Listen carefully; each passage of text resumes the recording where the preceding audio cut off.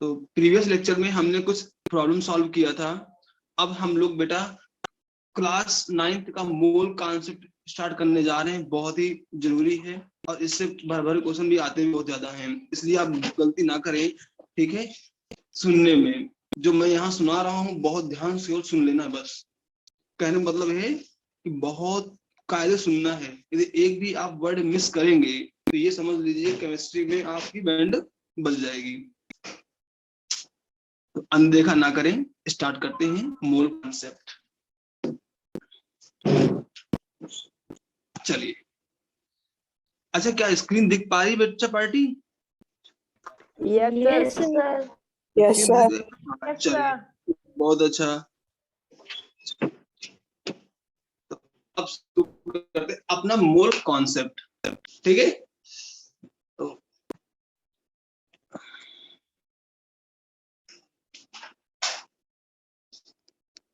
Mole concept,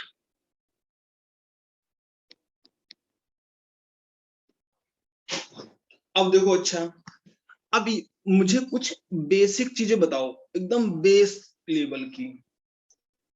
बस मैं ज्यादा कुछ पूछूंगा नहीं आपसे, एकदम कुछ बातें हैं वही पूछूंगा। यदि मैं तुमसे ये कहूं कि 1 दर्जन में बेटा 1 दर्जन में कितने फ्लावर्स होते हैं रोज के? तो आप यही 12 रोजेस होंगी।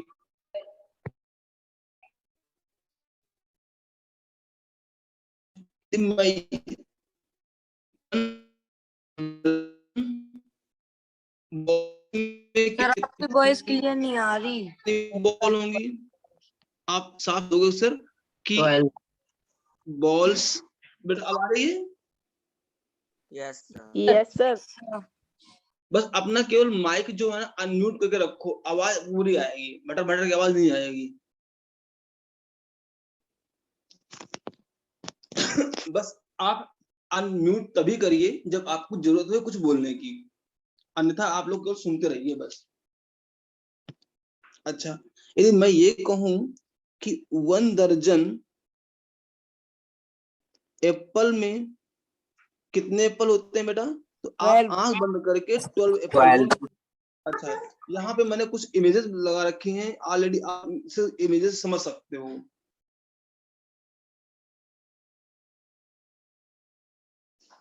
इस तो फिर मोल कॉन्सेप्ट क्या है? मोल कॉन्सेप्ट क्या होता है कि 1 mole is equal to 6.022 10 to power minus plus 23 entities. Entities का मतलब क्या हुआ? चाहे वो पार्टिकल्स हो या फिर आयंस हो, या फिर बात करें हम एटम की हो, या फिर बात करें हम बेटा मॉलिक्यूल्स की, या फिर अदर स्पीसीज। ऐसा समझो, यदि हम एक मोल, एक इसमें 1 मोल डाल दिए क्या? 1 मोल पोटेशियम क्रोमेट, पोटेशियम डाइक्रोमेट, तो इसका क्या मतलब हुआ? उसमें पोटेशियम डाइक्रोमेट के कितने पार्टिकल्स होंगे? 6.022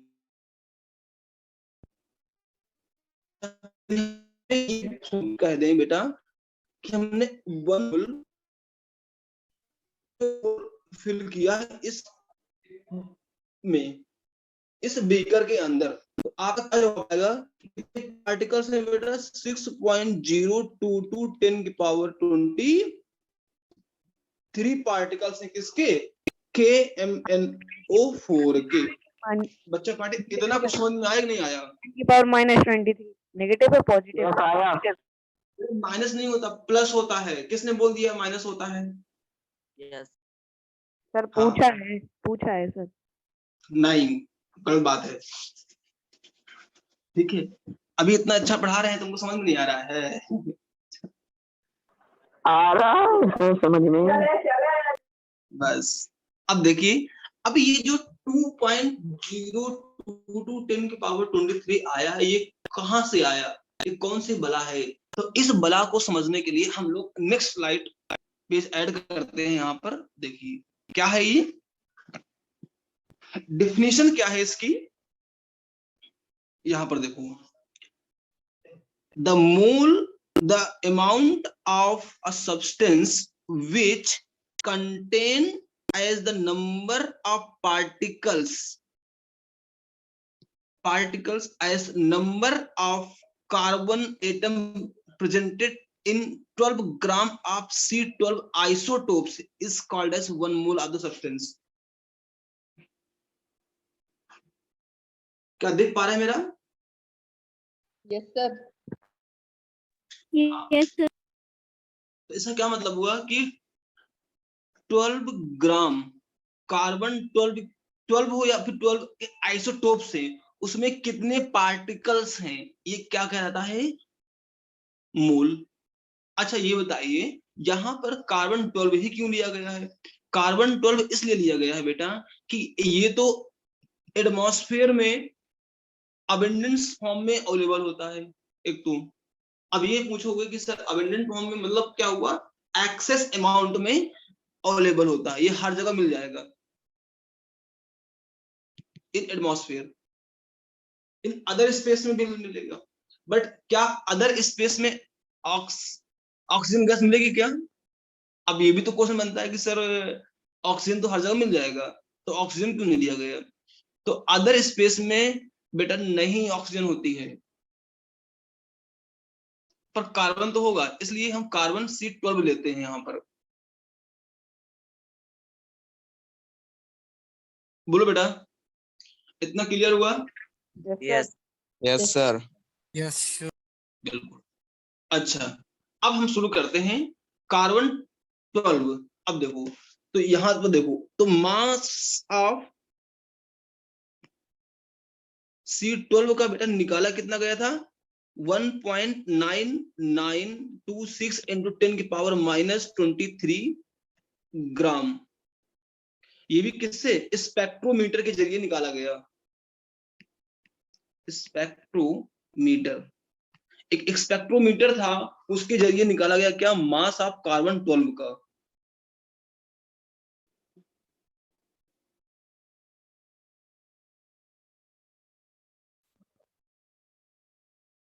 तो यहाँ पर देखो बेटा, तुझे तो बताओ।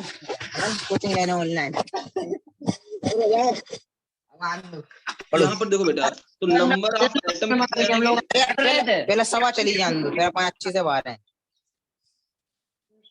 बेटा अपना माइक म्यूट कर लो। मोबाइल पे नजर कहाँ डाल रहे हैं? माइक बंद करो। क्यों आओ? नंबर ऑफ एटम क्या हो गया? अभी आ रहा है। मास ऑफ सब्सटेंस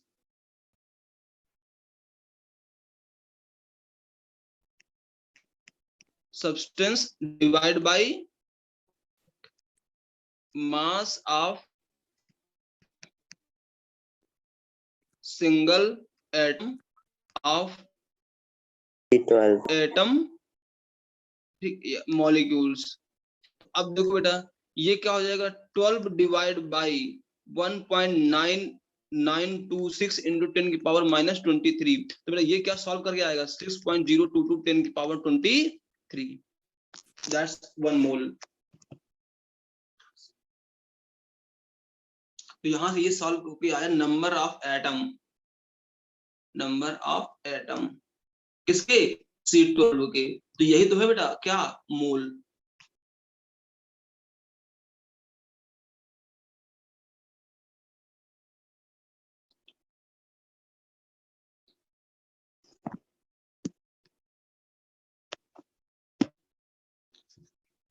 बच्चे पढ़े, समझ में आया?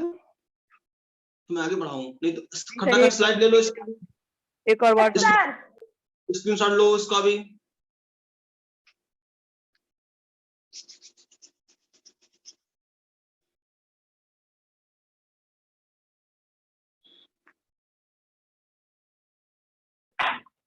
I have done, sir. I have done, sir.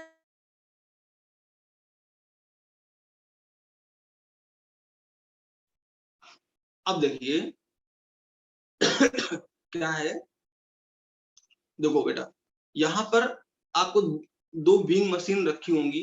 अब देखो यदि हम बात करें कार्बन की, तो कार्बन के 12 ग्राम पे कितने पार्टिकल्स हैं, वो क्या होगा, मोल होंगे। देखो यहाँ पर ये,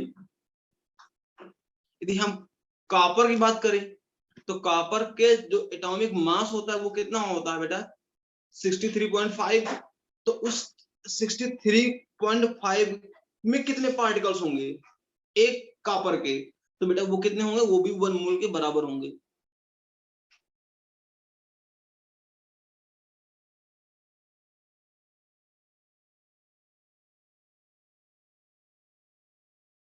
इतना क्लियर बेटा? Yes, sir. बहुत ध्यान सुन लो एक बार।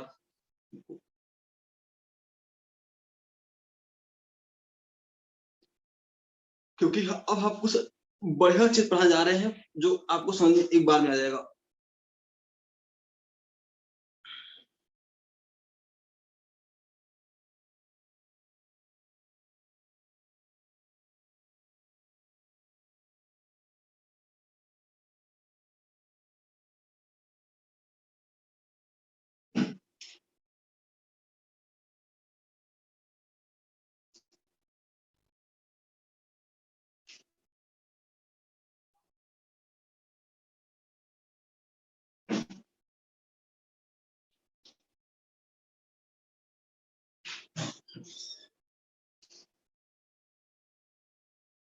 इतना क्लियर है बेटा?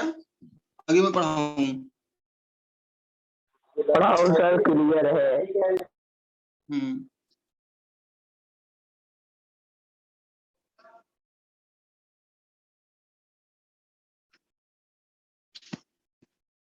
अच्छा चलिए,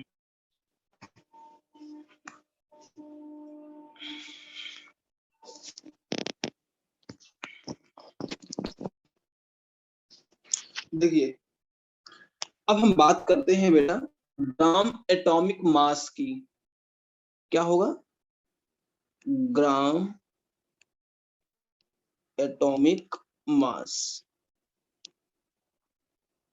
अब ये ग्राम एटॉमिक मास क्या है जरा बताइए कुछ। देखो यदि हम बात करें बेटा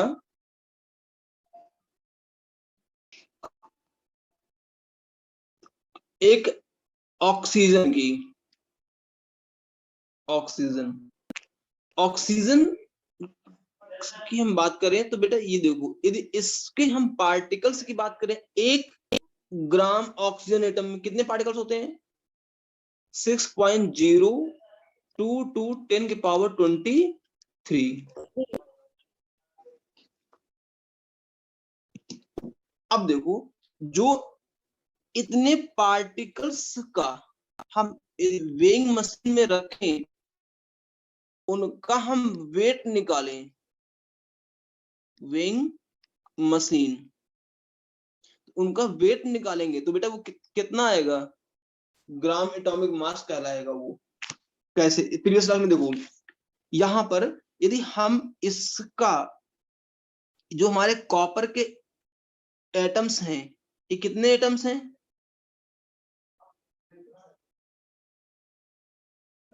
6.022 10 की पावर 23। अभी बेटा देखो यदि इसका हम वेइंग मशीन में रखें तो कितना वेट आएगा, 36.5 ग्राम। तो ये क्या है, ये बेटा है ग्राम एटॉमिक मास।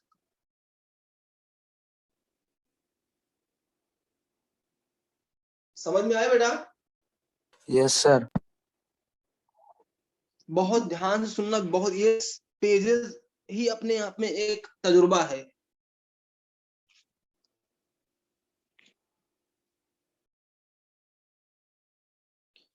इसलिए बहुत क्लियरली सुन लेना कि जो एक कॉपर पे कितने एटम्स होंगे 6.022 10 की पावर 23। अब उसको हम वेइंग मशीन में रखेंगे, वेइंग मशीन रखने के बाद जो उसका वेट आएगा ना 1 ग्राम कॉपर का, वही उसका क्या होगा, ग्राम एटॉमिक मास।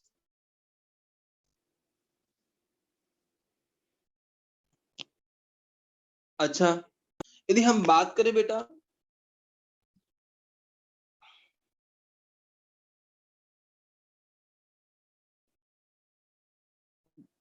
देखो, यदि हम नाइट्रोजन की बात करें, नाइट्रोजन नाइट्रोजन का 1 ग्राम नाइट्रोजन में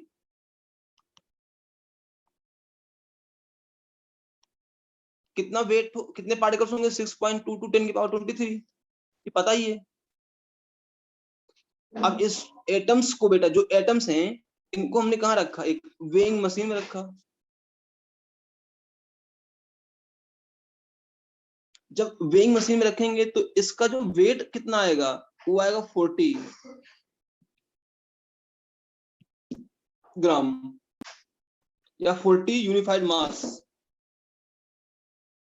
तो अब देखो ये क्या हो गया, यही तो है 1 ग्राम एटम ऑफ नाइट्रोजन, कितना आया 40 यू।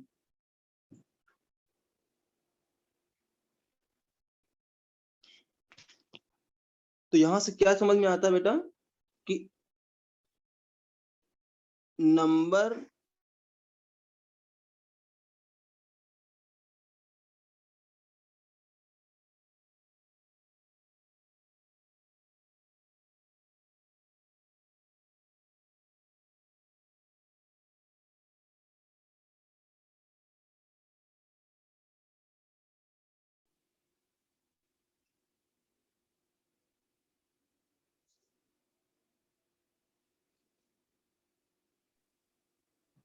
भाई लास्ट में आप लोग जुड़ जाइएगा तो अटेंडेंस ले लेंगे हम, और जो बच्चे नए आए हैं अभी उनका कुछ रिकॉर्ड मेरे पास नहीं रहता।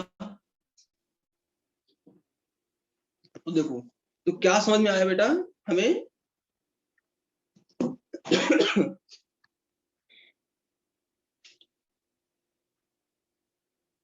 Number of gram atomic, gram atoms equal to कितना आएगा बेटा, mass of the element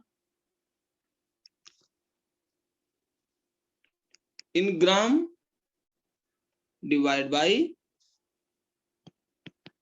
atomic mass of the element in gram. इतना क्लियर हो बेटा? Yes sir. अब समझू, वो एक वर्ड लास्ट वाली लाइन बता दो एक बार, मॉलिक्यूलर मास, कौन सा बेटा? लास्ट वाली लाइन बता दो, ये atomic mass of the element. Atomic mass of the, atomic mass of the element in gram लिखा हुआ है। अब शुरू करते हैं मॉलिक्यूलर मास। अब मॉलिक्यूलर मास से क्या क्या मतलब हुआ कि समझो, सपोज दैट हमारे पास एक मॉलिक्यूलर है, कौन सा, ऑक्सीजन, ठीक है। अब ऑक्सीजन मॉलिक्यूलर में भी कितने पार्टिकल्स होंगे, 6.022 10 की पावर 23। अब इस इतने पार्टिकल्स को यदि हम बेटा वेइंग मशीन में रखें, किसमें रखें, एक वेइंग मशीन में रख दें, तो वेइंग मशीन में रखने के बाद जो इनका वेट आएगा वो क्या कहलाएगा, मॉलिक्यूलर मास।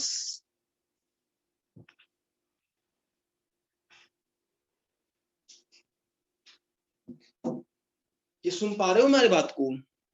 और देखो, अच्छा और हम चीज आपको समझा दे रहे हैं कुछ चीजें नेक्स्ट स्लाइड में। यदि हम बात करें बेटा कि एक K2Cr2O7, 1 ग्राम, एक मॉलिक्यूल मास लिया, एक मॉलिक्यूल, तो बेटा देखो 1 मॉलिक्यूल के लिए कितने पार्टिकल्स होंगे, 6.022 टू 10 की पावर 23 पार्टिकल्स। अब इन पार्टिकल्स को यदि हम वेइंग मशीन में रख देंगे, किस में रखें? वेइंग मशीन में, ठीक है। ओ शिट, एक तो ये वेइंग मशीन हमसे बनता भी नहीं है सही से। वेइंग मशीन में रख दिया बेटा। अब वेइंग मशीन में जो इसका वेट निकल के आएगा ना भाई साहब, वही क्या होगा? इसका मॉलिक्यूलर मास ऑफ K2Cr2O7। अच्छा, ये सब चीजें बार बार तो वेइंग मशीन में नहीं रखेंगे, ये बात है, ठीक है। पर ये जो हर एक एलिमेंट्स के लिए निकाल के रखा गया वैल्यू, वो वही होगा जो हमेशा होता है। हम आपको ऐसा नहीं मिलेगा कि आपको दे दिया K2Cr2O7, आप वेइंग मशीन में रखोगे, वेइंग मशीन में रखने के बाद उसका मॉलिक्यूलर निकालोगे, मॉलिक्यूलर वेट निकालोगे। नहीं भाई, ये मत करना, मैं आपको समझाने के लिए यूज करता हूं।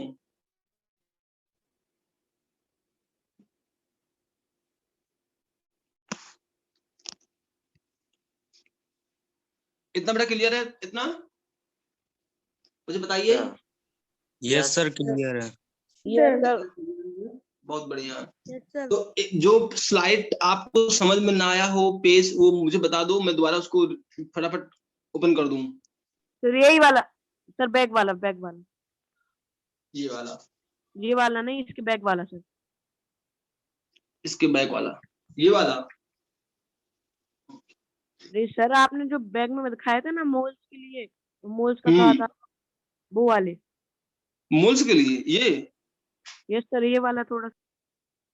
इसको डेटा करना है। देखो इसमें क्या हमने बताया था कि मान लो 1 ग्राम, एक एटम किसका लिया हमने? कॉपर का, ठीक है। अब एक एटम कॉपर का लेने पर एक एटम कॉपर में कितने पार्टिकल्स होंगे? 6.02 × 10⁻23 की पावर 23। अब उसका बेटा हम यदि हम वेइंग मशीन में वेट निकालेंगे ना, तो कितना निकल के आएगा? 63.5 ग्राम। यही होता है क्या? Gram atomic mass. सर और सर इस तरफ आपने कॉपर लिया, तो कॉपर का भी सेम है क्या? कॉपर का सेम, कॉपर के तो मैं बता रहा हूँ, इधर कार्बन है तो कार्बन को बता रहा हूँ। Okay sir. अब देखो कार्बन के लिए, यदि कार्बन लिया हमने 12 में कितने पार्टिकल्स होंगे? 6.02 × 10⁻23। यदि उनका हम वेइंग मशीन में रखेंगे वेट, तो कितना वेट आएगा? 12 ग्राम आएगा। अरे 12 ग्राम क्या बेटा? Gram atomic mass of carbon 12।